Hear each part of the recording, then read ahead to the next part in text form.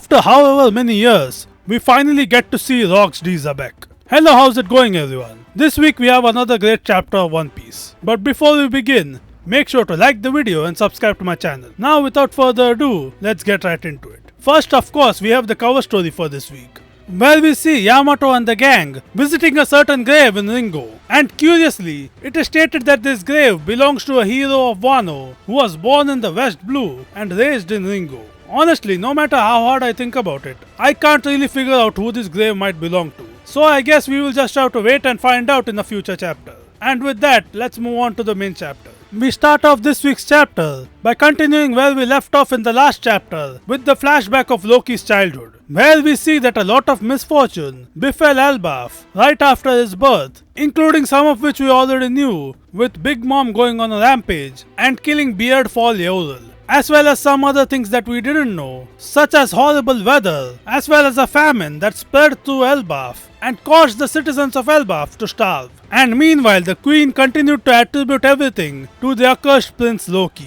even going so far as to tell her attendants to put out Loki's eyes, which I guess they couldn't bring themselves to do, and instead just covered his eyes up with a bandage. We also see that the disasters on Elbaf drove the citizens into a corner to the point where civil wars were no longer uncommon, which had led to fighting and the deaths of many people. And I guess in the midst of all this misfortune, the rumors about the accursed prince had travelled to the people as well, which caused them to try and sacrifice Hyrudin, who was the brother of the accursed prince, in order to appease the curse. Ida tries to stop them from doing that, and thankfully, just in time, Harold returns from his trip. And as we find out, while he was away, he had heard about the birth of his son Loki, as well as the starvation that was going on Elbaf. And so, on his way back, he negotiated with the countries that he had allied with, and requested aid from them. And they willingly provided said aid. Harold then tells his people that Elbaf should repay their kindness in the future, and that the world that they have lived in is much smaller than the real thing. We also find out that by the time Harold returned from his trip,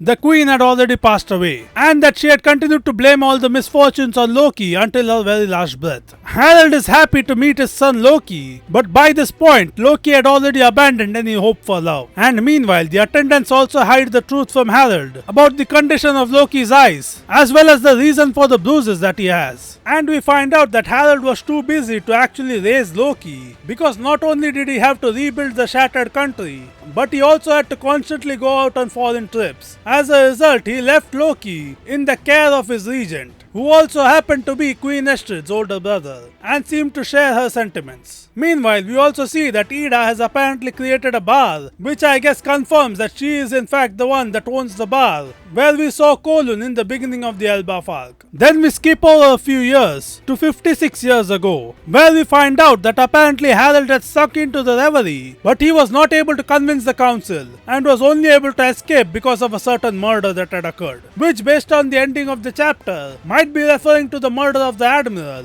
that Rocks apparently committed. Meanwhile, Yarul tells Harold about a certain mythical band of giants who were shipwrights and were also hammer-wielding warriors. And he tells Harold about how they most certainly existed and were apparently imprisoned by the world government, despite the fact that they had ancient giants with them as well. Yarul also points out that it is clear that the giants had some sort of enemy in the distant past, but all that history sunk under the sea one day. And he also insinuates that Harold's failure to convince the council might not be his fault after all. Yarul also mentions that he has heard stories about an army of giants that were put on ice and hidden somewhere, which I am guessing is referring to the giants that Nami and the gang saw on Punk Hazard. Meanwhile, we see that the regent had constantly been abusing Loki and had been feeding him rotten scraps as a child. And we also see a transition where we find out that the lucky horse that Queen Estrid had brought in, as well as the regent, had died mysteriously. And it is strongly implied that Loki was the one responsible for both of their deaths. We then skip over some more years to 48 years ago in the past, where we find out that Harold was the one who created the branch routes on Elbaf in order to unify all the separated villages and create a vibrant trade between them. We also find out that King Harold's dream was to be connected to every country and for giant kind to be able to live all across the world. We also see that the citizens were really fond of Harold, but at the same time, they did not acknowledge Hiruddin as a prince and only recognized Loki as a prince despite his constant misbehavior and reputation as an accursed prince. And speaking of Loki's misbehavior, we get a scene of Loki attacking one of the villages while King Harald was out on one of his trips. And we see that while Loki was attacking the village, Hiruddin tried to stop him, but Loki simply beat him up. And we also see a scene of Gerd and the rest of the new giant warrior pirates rushing over to Hiruddin's aid, which clearly annoys Loki. And this is where the flashback scene that we saw earlier in the arc occurs, with Loki talking about the tainted blood of Hiruddin's mother. And we also see that no matter how much Loki rampaged, he could not fill the hole in his heart, which was created due to the lack of love he received from his mother. And we also get a really dark scene where it is implied that Loki tried to unalive himself by jumping down to the underworld.